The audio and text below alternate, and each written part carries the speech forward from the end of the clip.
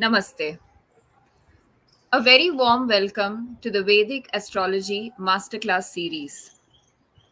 I am Ms. Preeti and I will be your host for this session. Sanati Nakshatra ji will give today's masterclass. He will be teaching about Rahu, Ketu and Graha Karma. A brief intro to our guest today. Sanati is a graduate of Drexel University and the Ayurvedic Institute. Sanati studied with Mahadev Levine, Simon Chokoisky, as well as Dr. Vasant Lad, founder of the Ayurvedic Institute in Albuquerque. Sanati taught many webinars with the organization Saptarishis Astrology for many years, centered out of Mumbai, India.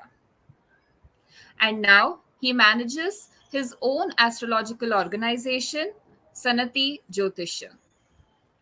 Sanati's organizations also hosts community summit events with various members of the Vedic astrological family. Sanati is a faculty and teaches annual workshops at the Blissful Sedona Vedic Astrology Conference. He currently practices in his hometown of Philadelphia, Pennsylvania, and online as well. His most passionate topics include how to improve our planetary karma with ancient, contemporary, Ayurvedic, and practical remedies. Sanati also has profound passion and has done research in the field of nakshatras, specifically nakshatra devata and their divine influence.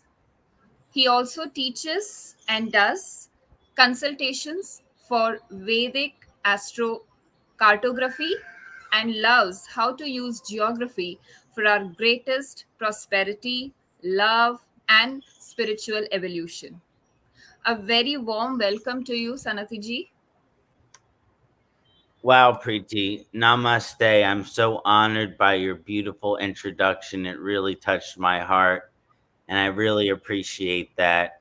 And I just wanted to mention, too, that I'm hosting a conference November 17th to the 21st this year, Parashara Conference, where there's going to be some amazing astrologers, Visti Larson, Sarbani Roth, Eve Mendoza, Camilla Sutton, Narasimha Rao, many exciting astrologers. So I just wanted to share that a little bit. But thank you so much for your kind introduction. Today, I'm going to be discussing a topic that I'm very, very enthusiastic about, because a lot of times when we discuss karma, we think about this lifetime. When, if we really study the Vedas, we find the majority of our karma is inherited from our samskara. So then how do we understand to use Jyotish as a tool to understand this samskar, to understand this karmic debt? And I believe using Rahu and Ketu nakshatras is actually one of the best methods to help determine this comparison between our samskara and our karmic debt. I'm so honored to be invited here under the blessing of B.V. Raman and his family. I'm surrounded by their books, by their teachings. They've always been a part of my life. And I just want to say from the bottom of my heart, this is one of the deepest honors that I've been offered, to work with such a wonderful family. So before I share my screen, I just wanted to let everyone know that. Now I'm going to share my PowerPoint. Oh, Preeti, can you confirm the PowerPoint looks okay?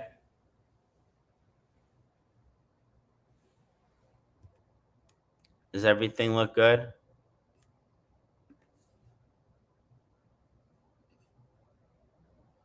Well, I'm going to assume that it looks okay, or they would probably say something. So I'm going to continue. So I'm going to be discussing how to improve our karma with Rahu and Ketu. This masterclass is a nakshatra-based approach. But before I can begin discussing anything at all, I have to honor the teachers and the gurus that have come before me. Now, of course, I have Dr. Vasant Lad, who I would like to honor. My uncle Durgadas, who's a kirtan musician and a big influence on me. My Jyotish teacher through my guru Amma Mahadev Levine, and another fantastic astrology teacher I learned a lot from, Simon Chikoisky. But above all, I would like to honor my guru Mata Amritananda Mayima, because nothing is possible in my life without her blessing, without her light. So I'd like to, before I start, do a quick chant to Ganesh and to my guru, to take my ego out of this situation today. Om Gananam Twa Ganapati Mahavamahe Kavim Kavinam Upamastrabastamam Jai Starajam Brahmanam Brahmanaspatanaha Srinmanu Tibihi Siddhasadanam Vakratunda Mahakaya Surya Koti Samaprabha Nirvignam Kurume Deva Sarvakayeshu Sarvada Siddhi Buddhi Shakti Sahita Shriman Mahaganati Pataye Namo Namaha Nirvignam Kuru. Om Twameva Matacha Pitta Twameva Twameva Bandhucha Saka Twameva Twameva Vidya Dravanam Twameva Twameva Sarvam Amriteshwari Namaha Twameva Sarvam Amriteshwari Namaha Twameva Sarvam Amriteshwari Namaha. Hari Om Om Namah Shivaya. So thank you for allowing me to take the time to honor my teachers. Now let's get into the table of contents. So we're going to discuss soul cycle philosophy. We're going to discuss Ketu and samskara. We're going to discuss Rahu and karmic debt. And I'm going to give you a technique that you can use to start to understand your karmic debt and samskara through the position of Rahu and Ketu. But first, we have to discuss a little soul cycle philosophy, because it's so important to understand the concept. You know, samskaras are impressions made from our previous lives, psychological, mental, and spiritual patterns based on our soul's previous lesson. I like to say that a samskara is like a tattoo. When the jivatma dies, when our body dies, the tattoo is removed. But that impression carries through to our next incarnation like a scar, like a burn, like something that is always going to be carried with us. Samskara and karmic theory are beautifully interwoven into Jyotish, and our samskara is clearly shown in the chart, and we have a deep relationship with our karmic evolution as manifested in our chart. So samskara, as elaborated on, manifests as an evolution in three different aspects: wisdom, unfinished lesson, and karmic debt, which manifest in these psychological habitual patterns. Now, where does the soul's wisdom come from? In the soul cycle philosophy or karmic philosophy, our soul has deep wisdom from its previous incarnations, and we can see where our soul's wisdom comes from in the Jyotish chart. Every soul has certain aims and areas of life which it has focused and worked on in its previous incarnation, and we can see where we have these areas of knowledge and experience at a deep soul level. The soul's previous wisdom can really have various energies of mastery, or you can be wise, or you can be knowledgeable, or you can struggle with the lessons you've worked in your past lifetime. We don't always have wisdom just because we have an experience of a past lifetime, but we have the potential to. Now, with the unfinished lessons, when lessons are on a spectrum, so when our soul concentrates on learning a specific lesson, it begins to experience knowledge and wisdom as it relates to it. But that doesn't guarantee or even suggest mastery. Like I said, just because you're working on a lesson, does that mean you've mastered it? No, until you've been tested and passed many times, you have not mastered your lesson. From a karmic philosophy perspective, until a soul has mastered that lesson, it keeps reincarnating with new circumstances that promote that lesson be mastered. So basically, we keep coming back to finish these lessons until we've mastered them. And so often a soul in its incarnation can have a profound wisdom as it relates to a lesson, but it might fail showing that wisdom when it's tested in an arduous way, right? It's easy for us to not be tempted by something when it's not in front of us. But what if a food that we know is unhealthy is sitting looking delicious in front of us? Then it becomes more tested. So that's how the wisdom becomes integrated. The soul will continuously reincarnate until that wisdom can be applied no matter the circumstance or situation. Therefore, it can be shown there is often unfinished business as relates to our wisdom or experience, because in some circumstance or situation, we might not apply that wisdom. Now, what is karmic debt? Karmic debt manifests in multiple ways. Karmic debt manifests as kind of consequences for our struggles as it relates to specific lessons or evolutionary aspects in terms of our soul's wisdom. But we're not thinking of consequences as a punishment. It's just the reaction. It's the manifestation of the reaction of our past life struggles. As we struggle with our unfinished business, it relates to our previous life wisdom through the karmic debt, which we work out. So we work out our previous life wisdom by focusing on the karmic debt that our chart wants us to focus on. Karmic debt very strongly manifests as a contrast to our previous life's focus. It's what we're meant to focus on in this lifetime, usually prioritizing, emphasizing, and focusing on certain areas and aims in our previous life creates an inexperienced and empty aspect in another area. I call this the karmic itch that our soul must scratch. So some people might call it karmic debt. I call it the karmic itch.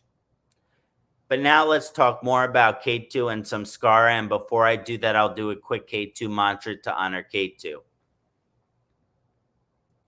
Om palas puspa sankasham takara graha mastakam rajram rajatvikam goram tam Ketu pranamam yaham. Om palas puspa shankasham takara graha mastakam rajram rajatvikam goram tam Ketu pranamam yaham. Palas puspa sankasham taraka graha mastakam rajram rajatikam goram tam Ketu pranamam yaham. Om kram krim kram sahakatave namaha. Om kram krim kram sahakatave namaha. Om kram krim kram sahakatave namaha. Om kram krim kram sahakatave namaha. Om hrim aim katave namaha. Namaste. So now how do we use Ketu to determine samskara? So Ketu represents our soul's previous incarnations, experience, wisdom, and aims of areas of concentration. So we use the house position of Ketu to determine the aim or area of life which our soul is focused on in our previous lives, what we might call our soul pattern. The house position or bhava of Ketu just shows which aim and area has been focused on, but not the level of wisdom or specific lesson. That's determined by other significations like nakshatra, planetary dignity, divisional charts. But we are looking at that aim or area of life that we focused on in our samskar. For example, if a Ketu is in the 5th house, depending on other aspects, it shows a focus in your previous lifetime around children, education, creativity, romance, spiritual techniques, a lot of those things that we might have show up in the 5th house. So how do we use planetary dignity to determine what I call samskara evolution level? Planetary dignity is a planet's condition relative to the sign and nakshatra. There's all sorts of dignities: exaltation, mulatitona, natural, great, friend, neutral, enemy, great enemy, debilitation. Ketu's relative planetary dignity can vary greatly depending on lineage, research, opinion, and can be widely debated. If you've talked with another Jyotisha, you could argue about where Ketu is happy and where it is not for many, many hours. Therefore, the intuitive skill is necessary for understanding nodal planetary dignity, which is understood as the Jyotirvidya.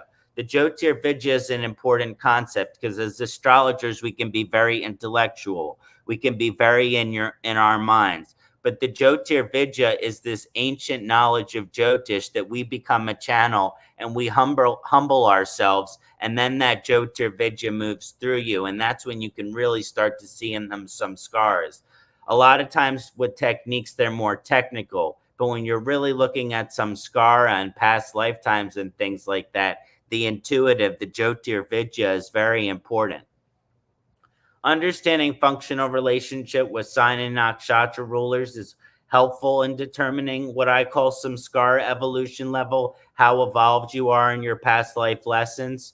For example, if Ketu is in its own nakshatra, it shows deep enlightenment and wisdom in reference to samskara evolution level, while Rahu nakshatra shows a concentration level but unfinished business. Other planets, we must use the Jyotirvidya and the intuition and the planetary relationship to see the level of evolution of samskar. So the nakshatra is what I use to determine the specific lessons or karmas. Nakshatra position is used to determine specific lessons and karmas as relates to our previous lives. Knowledge of the ruling devatas of each nakshatra, as well as the Shakti and the Jyotir Vidya, are really helpful in helping to look at these samskaras. Ruling devata is key to determining specific lessons because that's the one who's teaching the lesson. Each nakshatra has a specific lesson in karma and will manifest through the devata, which rules that nakshatra, as well as the house position and relative dignity. For example, if Ketu is in Jyeshta nakshatra, that shows strong specific lessons in breaking free from ancestral karmas that have been laid out energetically through our family to become a leader in our own right. House position and dignity will be used to determine which area we are breaking free from ancestrally and to become a leader in. And the dignity will show how far we evolved in that lesson. So that's the technique of Ketu to determine samskara. I have some examples here, but before I get to the examples, I want to discuss Rahu and karmic debt. And then based on how much time we have left, then I will move into the examples. Let me do a quick Rahu mantra to honor Rahu before we discuss the karmic debt that Rahu can create.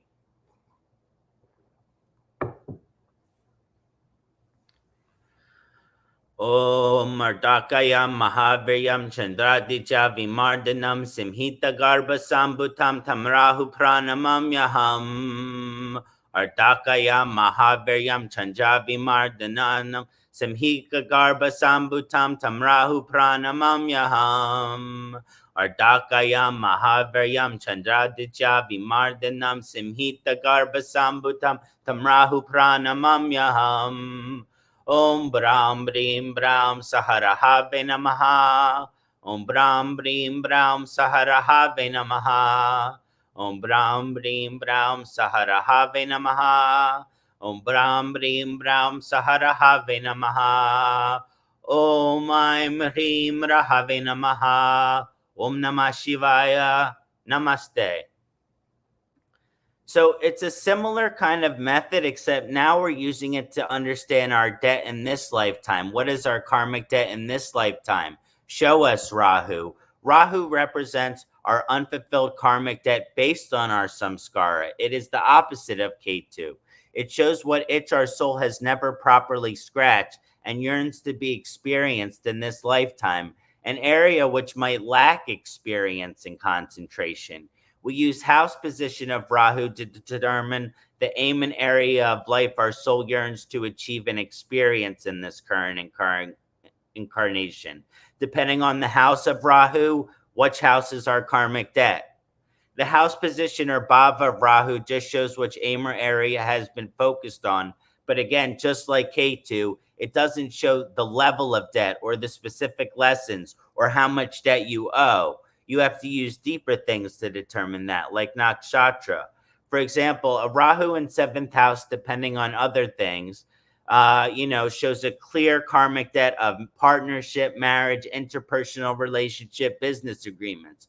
Why do people with Rahu in the 7th house go through divorce? Because they have karmic debt of having to go through marriage. Maybe more than one. Planetary dignity is the planet's condition relative to the sign, as discussed earlier. It's a great tool to determine Rahu and karmic debt. But again, even though we're using planetary dignity, we're using what nakshatra Rahu is in. So we're using the Jyotirvidya, we're using our humility, we're allowing the channel to run through us, we're allowing the ancient wisdom of Jyotish to run through us, not to use just our concentration, our logic, our rational, but allow the spirit of Jyotish to move through us to see this karmic debt, because this is something very spiritual. Understanding functional relationship with sign and nakshatra rulers is a helpful tool. Planetary friendships and relationships is helpful. For example, Rahu in its own nakshatra shows a deep karmic and intense draw towards manifesting inexperienced karmas in the current incarnation, which means if you have Rahu in its own nakshatra, you are going to fulfill your karmic debt. While Ketu nakshatra shows a need to experience it, but it's not as intense because of the moksha of Ketu. So after it's experienced, the person can move away from it. With Rahu, it will be there your whole life with Rahu in its own nakshatra, that debt. You will be paying it off your whole life. Other planets, we must use the Jyotirvidya as well. I always use nakshatra to try to determine the specific debt karmas. Nakshatra position is used to determine specific lessons and karmas as relates to these previous lives. The ruling devata is key. For example, if Rahu is in Satyabisha in the 8th house, that activates a huge karmic debt to experience healing, right? You have a karmic debt to heal towards the mystical, to the occult, esoteric evolution, Vedic astrology, Ayurveda Vastu, but this might cause a wounded healer vibration, right? Rahu in the 8th house in Satyabisha, maybe they used to have drug issues or alcohol issues, but they will find their sobriety. They will find their spiritual evolution. They will find their religion. Rahu in its own nakshatra is going through the hell, but it creates the austerity as you go through it. You satisfy the karmic debt.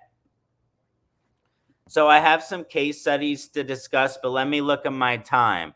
I'm making very good time, so I have plenty of time to discuss my case studies before we answer any questions. Oh, sorry.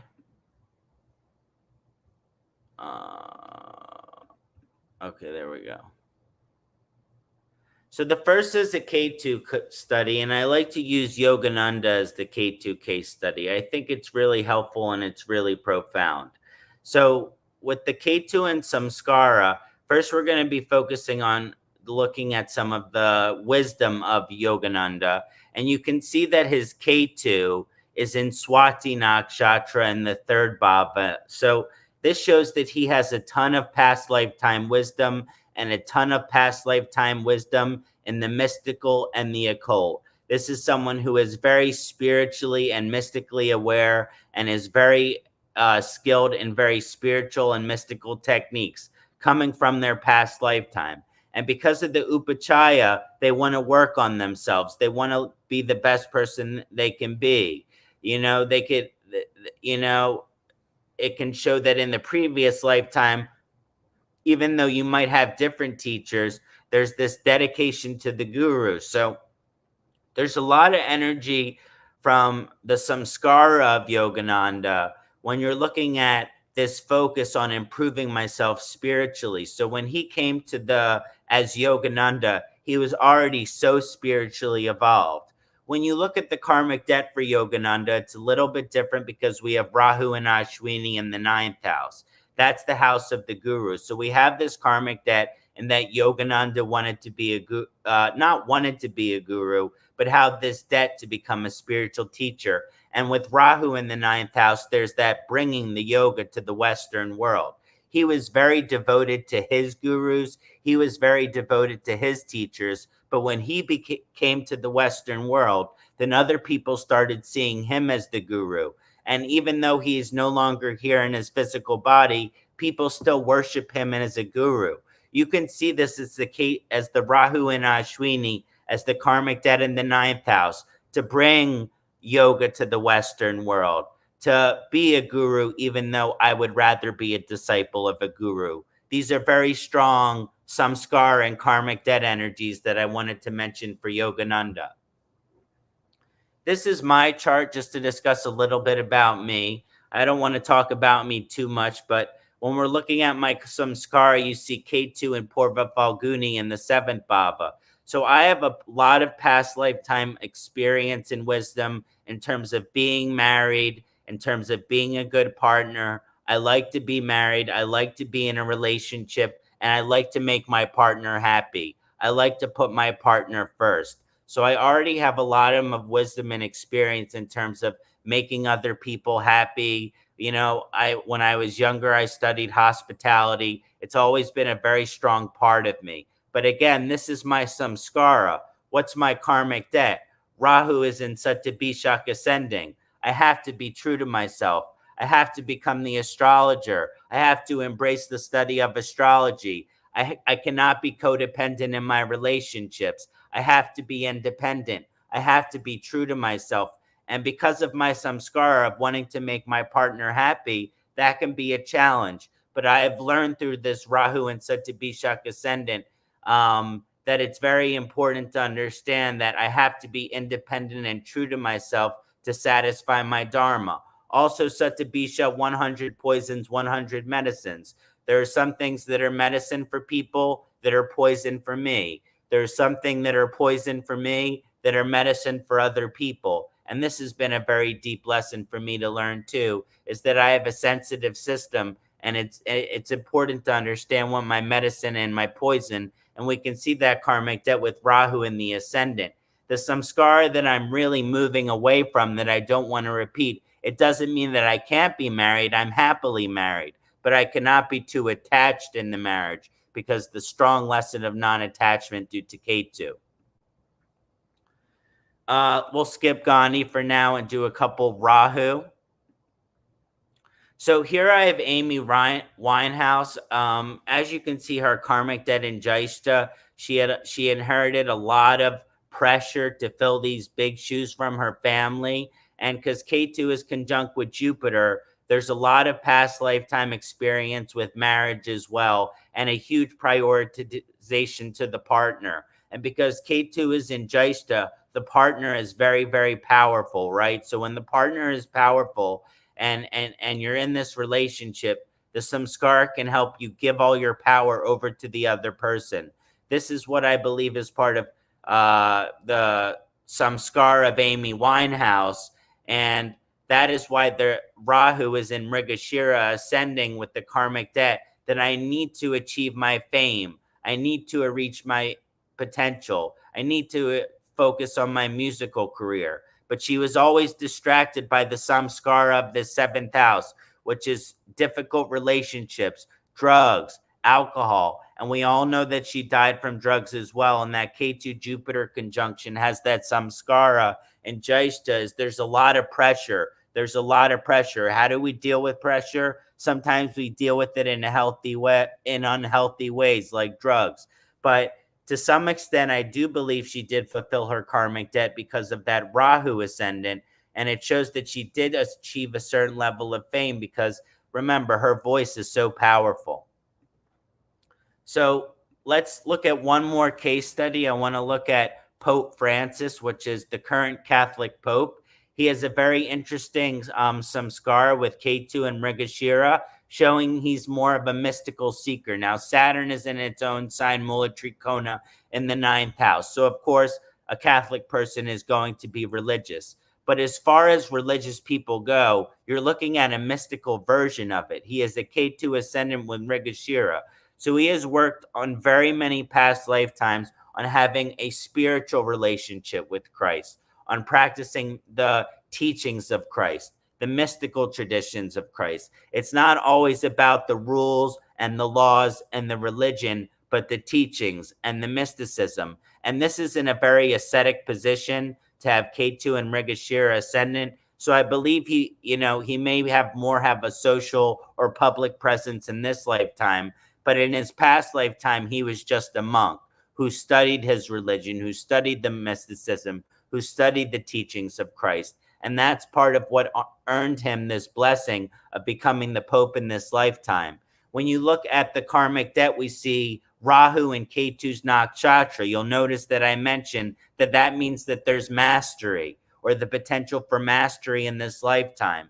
Rahu and Mula, what are your priorities? Your priorities are your moksha. And all of these energies are showing up in the seventh house. And one of the things that's important to understand about Pope Francis is he's known for making these relationships with people from other religions and other countries and other backgrounds that other popes didn't do. He met with my guru, Mata Amrita Mandimayama. He travels the world, and he's a very worldly. And again, Catholicism has that closed-minded aspect. But as far as popes goes, he has so much good energy focusing on developing these deep interpersonal relationships and being liked by people. Remember, Jupiter's Mula Tricona here, that it's going to create an energy where people are going to love him, and people are going to embrace him. Again, he's a religious leader, so not everyone, but as far as popes go,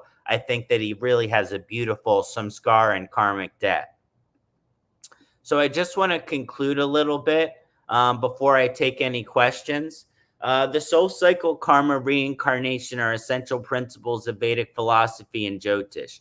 To believe in Jyotish without reincarnation and karma, or at least being open-minded into it, is limiting and miss the point of Jyotish.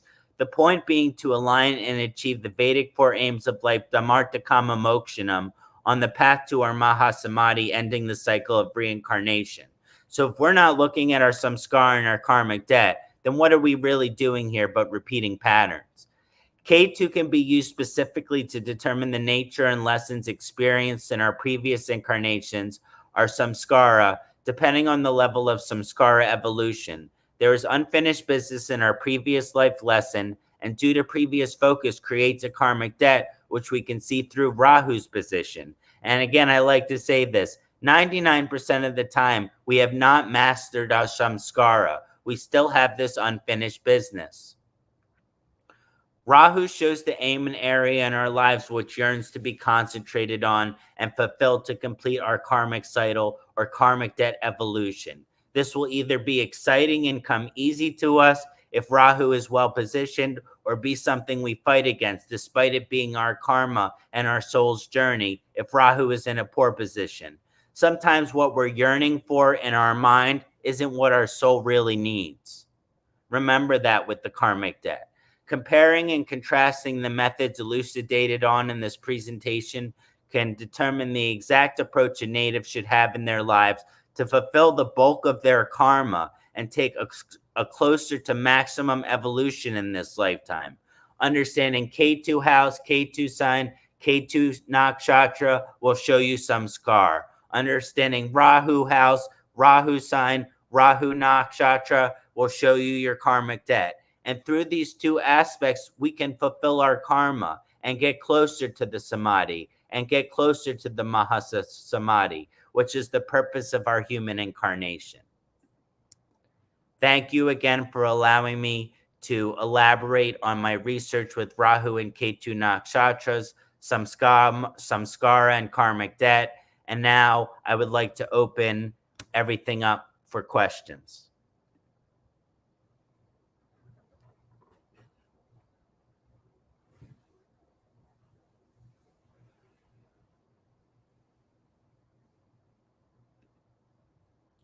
So I'm just keeping a little open time here now for questions.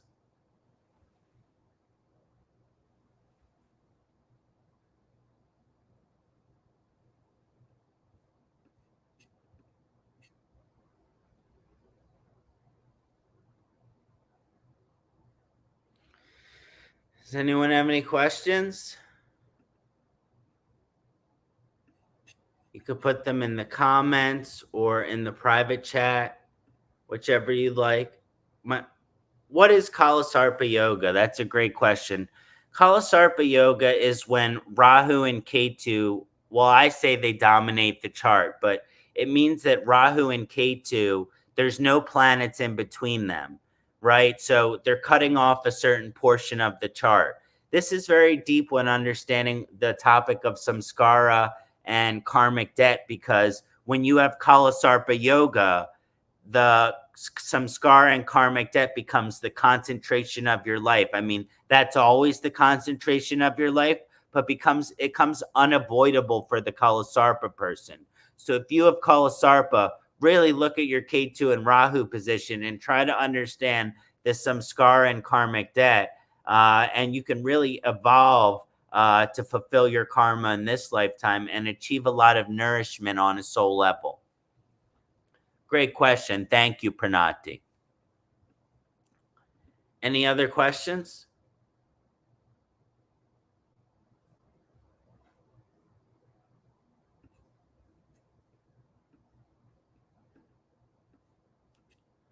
I'm open for questions.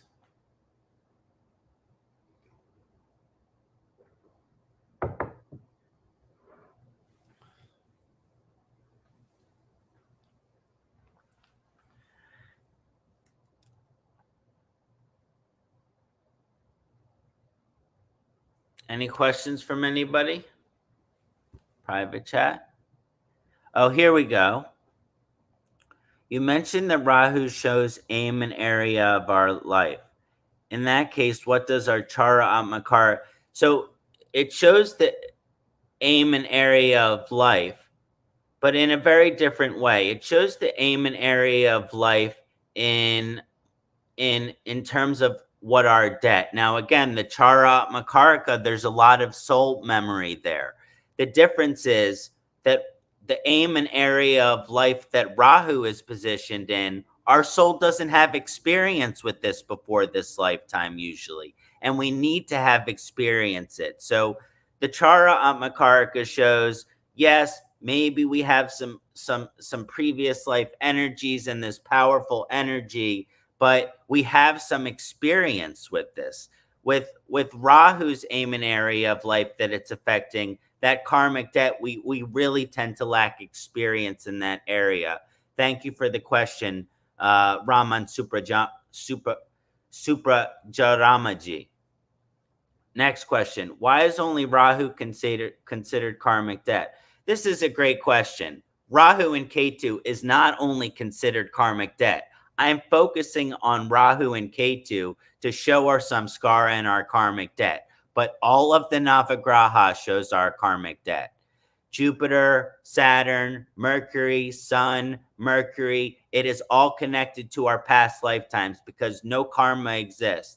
So we have to understand that it's really, it's not that Saturn doesn't have this huge amount of karmic debt too.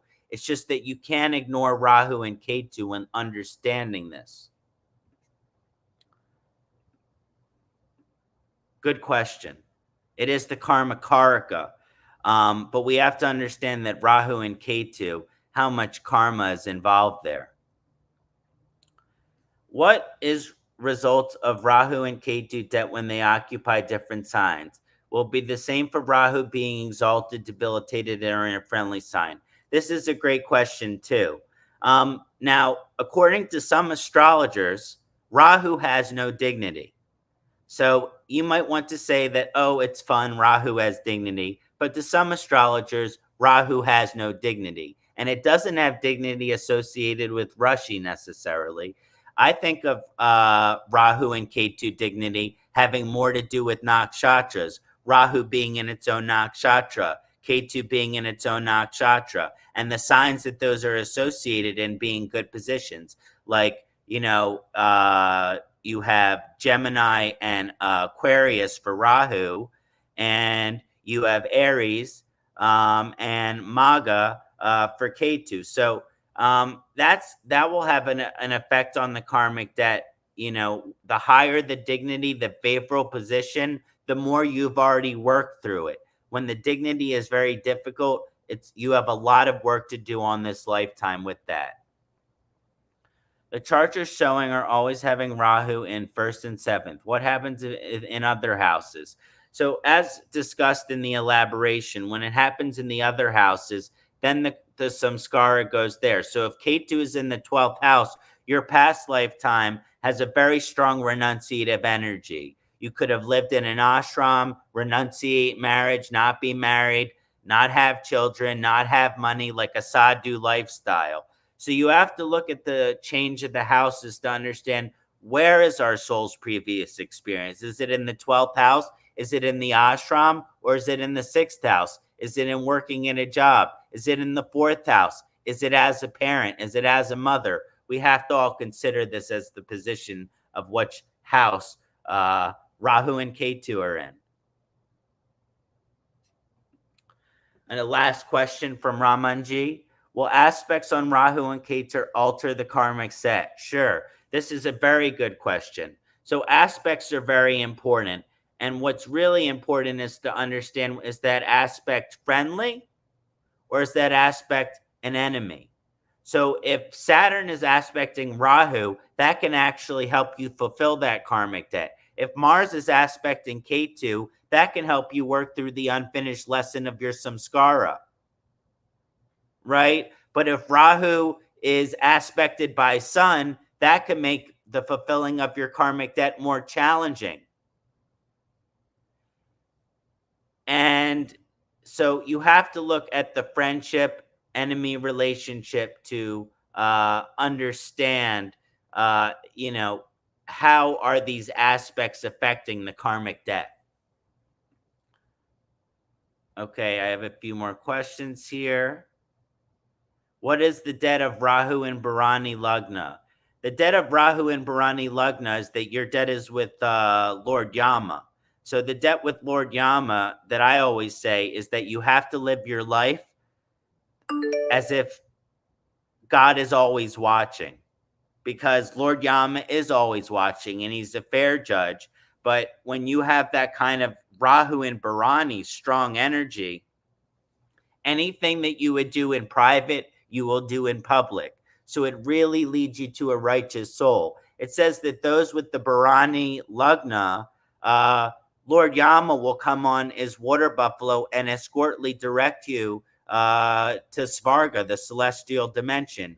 Or if we don't fulfill our karmic debt with Bharani and Lord Yama, then he sends the Yamadutas. So we have to understand this different level.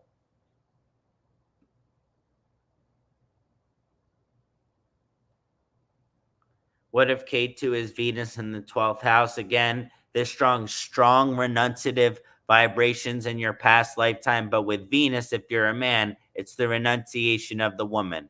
Very sadhu energy.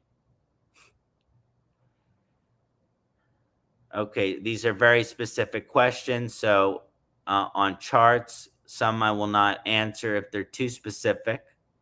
Ketu moon combination in the 12th house. This shows a very strong kind of devotional energy. Again, a lot of people in this chat are mentioning a 12th house Ketu, which is signification. That's a good position for your samskara, because in your past lifetime, you have worked on moksha. That moon Ketu combination in your past lifetime, you have worked on moksha. But are Ketu and moon happy together? No. Are you meant to focus just on moksha in this lifetime? Probably not, but the moon will want to make you. What if Ketu is in second house? This means you have past lifetime artabhava, with wealth, with financial security. So Rahu is in the 8th house. So instead of wanting to have a materialistic oriented life, it wants you to have a spiritual, mystical oriented life with the Rahu in the 8th house. And of course, that makes sense what you're saying, Funny G. Please refer any books for astrology students. So for beginner astrology students, I really, really like Vedic Astrology Put by William Levesey. He's not alive anymore, but it's a great 100-page book with all these tables, and it's a great beginner's book. When it comes to the Bible of Vedic astrology, of course, I recommend the Brihat Parashara or Shastra, because I come from a Parashara lineage. And of course, any books by B.V. Raman or Sanjay Raji. These are good books. Camilla Sutton's books are good. Dr. Foss's books are good. So Those are just some books that I'd like to read. Oh, The Greatness of Saturn. That's a great one too. How to best live Ketu Dasha. People suffer a lot. Wherever Ketu is in your chart, see, it depends, because sometimes Ketu gives you things, but you can't be attached to it, or you don't get to keep it. So if Ketu gives you something and you are attached to it, like a marriage, then you will be divorced by the end of it, because it will take it away. So how do we appreciate, how do we love something? How do we be devoted to something without being attached to it? That is the best way to live Ketu Dasha, is how do I show that this thing is important, but still remain independent? How do I not focus on this? How do I not repeat the same patterns of this lesson? Thank you, Karani Ji. So that's all the questions that we have for now. One more question. Can you speak about the spiritual yogas and astrology? Sure, we can speak about spiritual yogas, but I would like to keep the questions focused on Rahu and Ketu. I mean, some of the very spiritual yogas involving Rahu and Ketu include Rahu Jupiter and Ketu Jupiter. That's a beautiful yoga. That's a beautiful union that has a high evolution. I also like Ketu Mars, Rahu Saturn, Rahu Venus. These are more of the favorable spiritual yogas. When Rahu is with Jupiter, Ketu is with Jupiter. This is a very favorable kind of Rahu Ketu kind of yogas. The Guru Chando. We discussed the debt of Rahu and Bharani. So we already answered that question. And we've discussed, so if Rahu and Venus is in the 12th house, it actually means that in your past lifetimes, you focused more on the material. So now in the lifetime, you must focus on the spiritual. Go visit ashram, go visit temple, relocate it out of the country that you were born in. This is a very important energy. Okay, one more question and then we're going to end it. So would anyone like to ask the last question?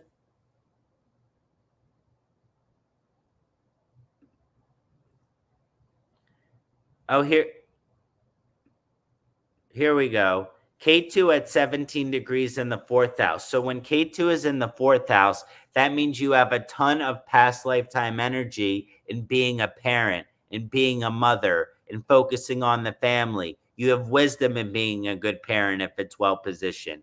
You have experience there. And it kind of shows like the stay at home, housewife, house husband kind of energy that never really has a career, because the karmic debt ends up positing itself with Rahu in the 10th house.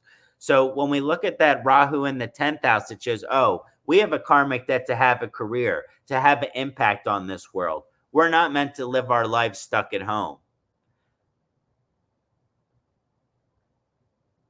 Yes, a Pitru dosha can be related to both Rahu and Ketu, and it really has to do with the activation of the karmas, whether it makes it more extreme, or sometimes if it usually does make it more extreme or more intense, which means you really have to face it in this lifetime. I find it stronger with Rahu than Ketu, but I think it applies to both. So I want to thank Raman Suprajarmaji for inviting me here to teach this masterclass for everyone who is attending. Thank you so much for having me here. I have always honored BV Raman, and it's wonderful. I hope to participate in this every single year. I am devoted to this beautiful, beautiful thing that we're doing here today. So I just want to offer blessings, and I'm going to do a quick closing prayer if that's okay.